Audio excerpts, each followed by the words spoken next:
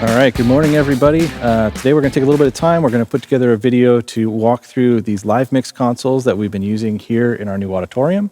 I want to kind of give you a basic run through how things work, how we can use these on a Sunday, and just get you comfortable with what we're going to.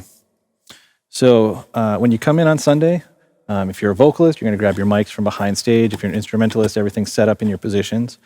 We have one of two versions of mixers. So you're going to see that these are our LiveMix. This one on the left is called the Solo.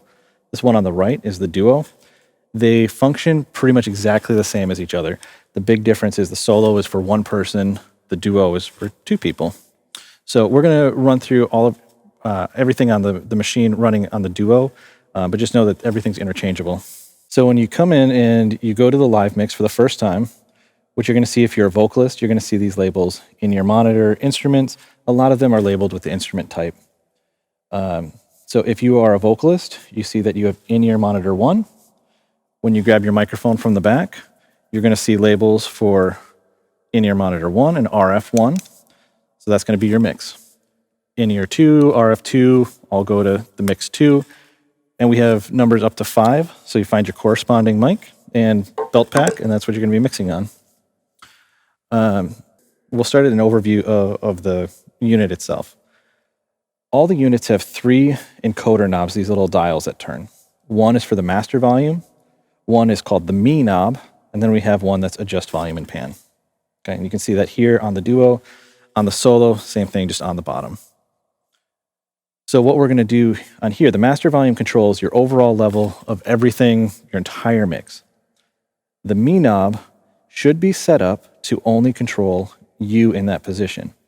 So for example, on this one here, the in-ear monitor 1, so this is in-ear mix 1, the Mi knob is going to set to change microphone 1. So in this case, it's labeled Cindy. So when we turn the Mi knob, it's going to turn Cindy, nothing else. This can be changed. So if you were, let's say that Cindy was also playing acoustic guitar and wanted to be able to change both of those at the same time, that can be set up in the settings. We'll cover that later. Bass guitar, this is set so that the Mi knob only changes the bass guitar. Okay, so each position is predefined that way. This other one is the one that you'll use most of the time, this adjust volume and pan. So the way that this is going to work is all of these screens in the middle are touchscreen. Okay, so we can touch and select our channels. So we have a total of 24 channels. The first one here, we have 1 through 12. If we want to see the next set of 12, we have to click this show 23 to 24, and that's going to change. So all we would do is, let's say that we wanted to change the kick drum. So input number 1, we would tap on that, and now we can hit adjust. And as we turn the dial, the volume's going to go up and down.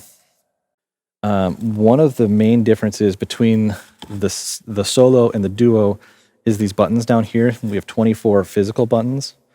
What those allow you to do is just quickly select different instruments. So rather than having to use the touchscreen, if we wanted to change the kick drum and we know that it's number 1, we can just hit 1 and then adjust the volume. Or if we're the acoustic player and we know that acoustic is 11, we can hit 11 and it's going to select that and we can make those changes. That's the only difference on here, and that's all that these are used for. Some of these are paired in stereo. So these setups use stereo so you can separate what you hear between your right ear and your left ear. So if we click here where it says drums L and drums R, those are both highlighted. You can see that they both turned gray. So if we turn the adjust up, you can see that those volumes are both going together. Okay. So there are certain ones that are patched together. You'll see like electric guitar 1. We've got keys left and right, crowd left and right. Those are all paired together. So because these mixes are stereo, we have the ability to split the mix between left and right. One of the important things to know with the system is to wear both ears. We'll go through how you can set that up to make you feel connected to the room too at the same time. So let's talk about the other option here. This third button is adjust volume and pan. So we're going to flip over to the second page and we're going to work on some vocals here. So panning is your left and right features. So if we click a vocalist and we want to put them in one ear more than the other, we push in this button. So by default right now it's volume. When we push it in, you can see that the display changes. So when we're on volume, it shows the volume level. When we press it in, it's going to show your pan level. So as we move to the left, that bar is going to slide to the left, and same thing to the right. So if we wanted to put Cindy in our left channel, we would just slide her over. And we can do the same thing with all of the instruments, all the vocals, and you'll see some of these that are like crowd left and right. You can see those are already panned hard right or hard left. So in this mix, we can also see, like when we look at keys, it's hard right in one ear, but only about 30% in the left ear. So if we wanted to balance that out, we can go to that channel and move it far to the left. So some of the other important things about this console is how to load and save your mixes. Obviously, at the end of the practice, you're going to want to make sure that we save our mix. A couple of things to note: the way that these systems are designed.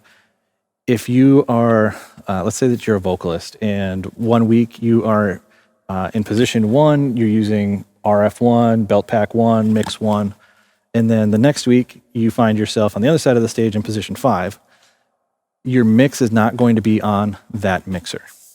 Okay, it is stored locally on this machine, not on the other machine.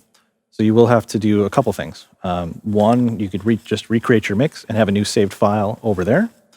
Or there is a way that we can plug it into USB, export the file to a USB drive, and move it over.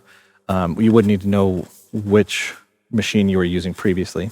So just something to keep in mind. Hopefully we'll get everybody up to speed, so it'll be really quick to move through setting these up. So to load or save a mix, what we're going to do is on the bottom, we have 3 more buttons. So we talked about the show 1 through 12. We've got accessory channels, which we're not going to go through in this video, and then mix tools. So we're going to hit mix tools, and on the bottom, you can see load, save, personal mix. We can see right now that we're loaded into Cindy's mix. So if we tap load, save, we can go in and we're going to tap Cindy, and we can hit save selected mix.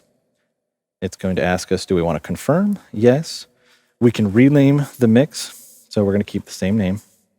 And now it's saved again. So now that Cindy's mix is loaded, let's say that it's on a new mix, and now Lydia is going to be singing on this position. So we would just go tap Lydia, and we could do load mix.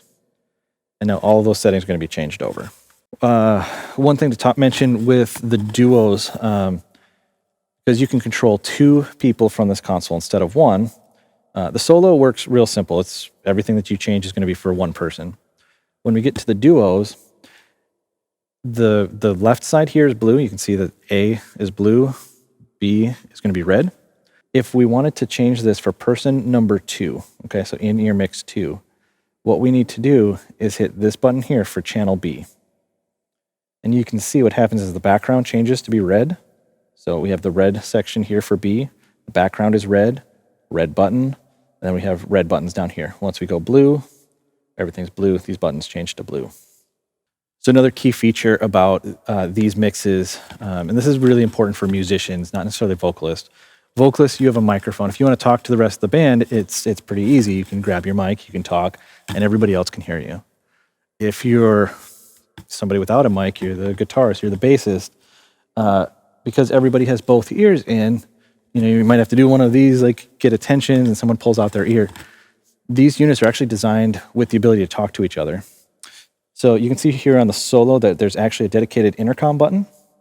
All you have to do is you press and hold. There's a microphone on the front of here that when we're holding this, everybody's going to be able to hear you talk. On the duos, it's the same one as the control button here to switch between A and B. If you press and hold, that microphone's going to pick up and you can talk to everybody. That microphone feeds back to everybody else that's on a LiveMix console. So you can talk with the rest of the band. You are not able to talk with the production booth. You're not able to talk with front of house. So just know this is a band-only communication, but it's super helpful so that you can, save yourself from having to yell or interrupt or wait for somebody to glance in your direction.